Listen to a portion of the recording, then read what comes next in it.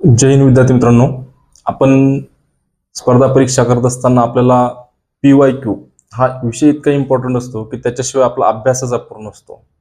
तर आज आपण घेऊन आलोय की नाशिक ग्रामीण ची जी मागच्या वर्षीचे क्वेश्चन पेपर झालेले आहे म्हणजे 2021 ची, तर आपण PYQ या ठिकाणी घेणार आहोत.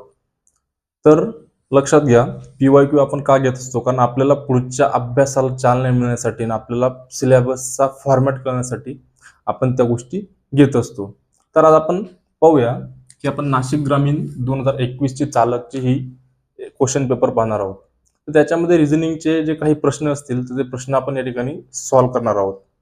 तर सॉल्व्ह करत असताना आपण कोणत्या कोणत्या पद्धतीने सॉल्व्ह करू शकतो किंवा कोणते कोणते प्रश्न विचारले जाऊ शकतो, हे आपला याचा अंदाज आपल्याला येऊ शकतो. त्याच्यानंतर आपण पाहूया की प्रश्न पहिला आहे आज. तर इथे दिलेले ACE बरोबर 9, त्याच्यानंतर OM बरोबर 28, RAM बरोबर तर किती विचारलेले. तर आता याचा अर्थ असा होतो की ACE मिळून 9 होतात, OM बरोबर 28 होतात, तर RAM बरोबर तर केले तर किती होतील. तर आपण ABCD आपली ही सगळ्यात प्रथम पाठ पाहिजे सगळ्यांसोबत, म्हणजे आपला अंक किती नंबरला आहे तो अल्फाबेट, ते सगळ्या गोष्टी आपल्याला पाठ पाहिजे. तर इथे जर आपण पकडलं तर A चा क्रमांक आहे 1, C चा आहे 3, E चा आहे 5. जर आपण यांची कॅल्क्युलेशन केली तर टोटल होतात 9. ओके. दुसरा आहे OM. आता O चा अल्फाबेटिकल क्रमांक येतो 15, M चा येतो 13, 13 आणि 15 होतात 28. ओके. आता जर आपण पकडलं तर R येतो आपला 18 नंबरला, A येतो 1 नंबरला आणि M येतो 13 नंबरला.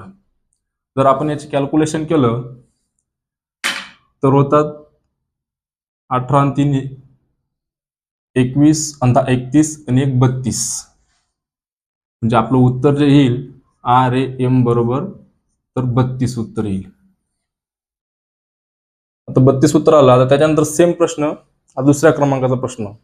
दुसऱ्या प्रश्नामध्ये दिलेलं आहे की एक सिक्वेन्स दिलेली आहे, अल्फाबेटिकल सिरीज म्हणतात त्याला.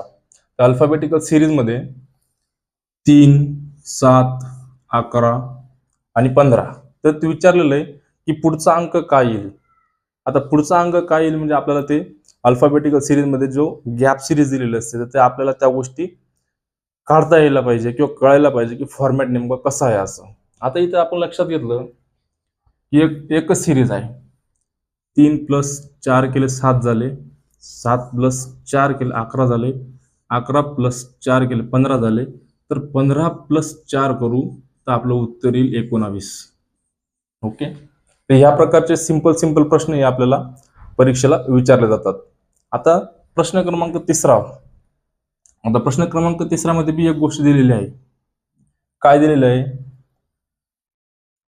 1, 3, 7 मध्ये एक्स दिलेला आहे, म्हणजे एक्स आपल्याला काढायचा आहे. तर आहेत काय? तर 1 + 2 3, 3 + 4 झाले 7, 7 + 6 झाले 13 आणि 13 जर 8 केलं तर उत्तर येतं आपलं 21. म्हणजे जर आपण सिरीज लक्षात घेतली, इथं 2 चा गॅप आहे, इथं 4 चा गॅप आहे, 6 चा गॅप आहे आणि इथं 8 चा गॅप आहे. तर त्याच्यामुळे आपण जर एक्स काढला तर एक्स भेटतो आपल्याला 21. तर इथं कितीचा गॅप आहे? इथं 2 चा गॅप आपल्याला भेटलेला आहे. त्याच्यामुळे आपण पुढचे जे प्रश्न विचारलेला असतो तर ते आपण त्याचं उत्तर काढू शकतो. त्याच्यानंतर आपण घेऊ पुढचा प्रश्न.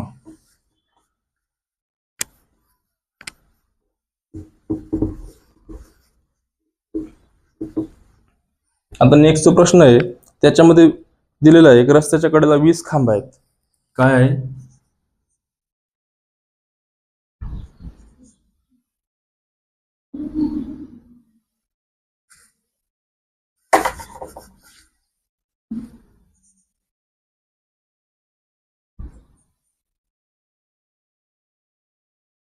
रस्त्याच्या कडेला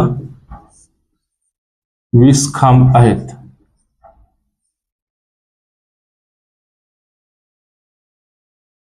प्रत्येक खांब्यामध्ये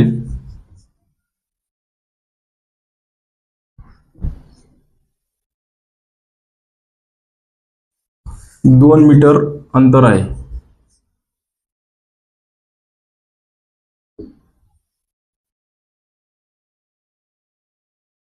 किती मीटर अंतर आहे? 2 मीटर अंतर आहे. तर पहिल्या व 20व्या खांब्यातील अंतर किती?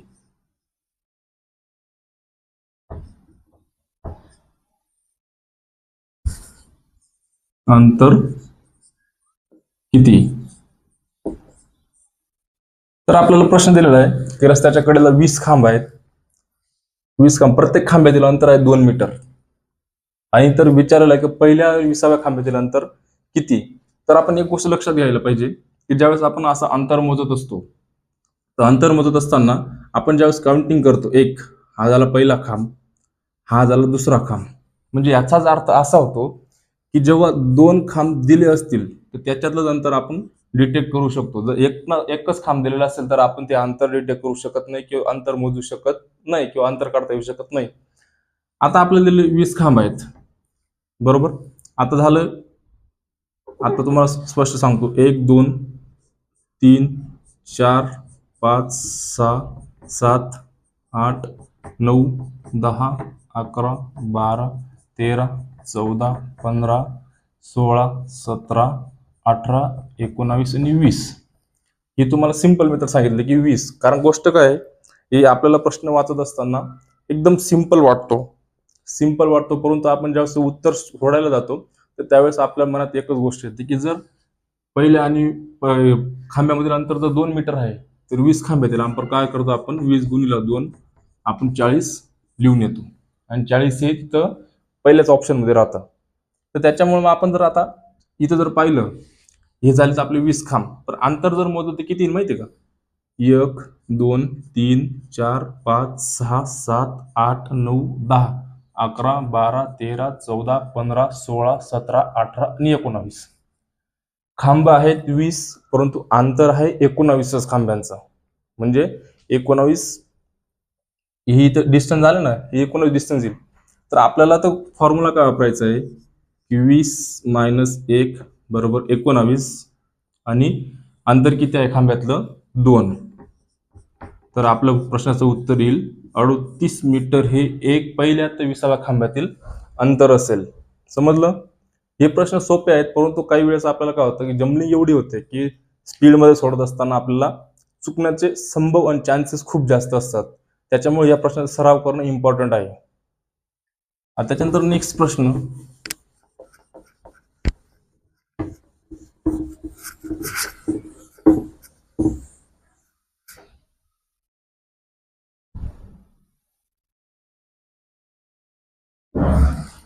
तर दिलेला आहे सी बरोबर 9, ई बरोबर 25, तर जे बरोबर किती? तर आपल्याला हा प्रश्न सोडवत असताना आपल्याला अल्फाबेटिकल सिरीज, त्यांचे नंबर, ह्या गोष्टी माहीत असणं इम्पॉर्टंट आहे. आता आपल्याला इथं जर पाहिलं तर वर्गमूळ या गोष्टी पाठ असणं पण महत्वाचं आहे. आता सीचा नंबर पाहिला तर 3 आहे, ईचा नंबर पाहिला तर 5 आहे आणि जेचा नंबर पाहिला तर 10 आहे. तर मग याचा अर्थ काय होतोय की हा जो 3 आहे, 3चा स्क्वेअर 9 येतो आणि 5चा वर्ग हा 25 येतो. तर 10चा वर्ग किती? तर जे बरोबर आपल्याला विचारलं, तर जे बरोबर आपल्याला येईल 100. म्हणजे प्रश्न कोणत्याही पद्धतीने विचारू द्या. आता इथं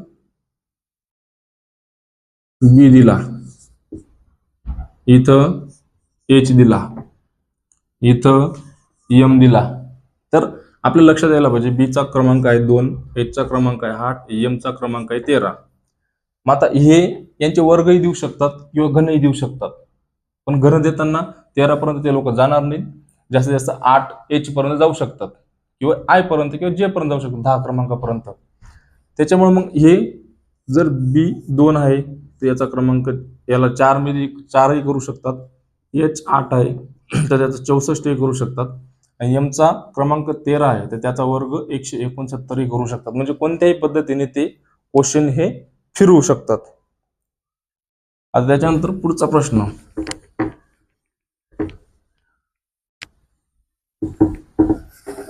नमस्कार.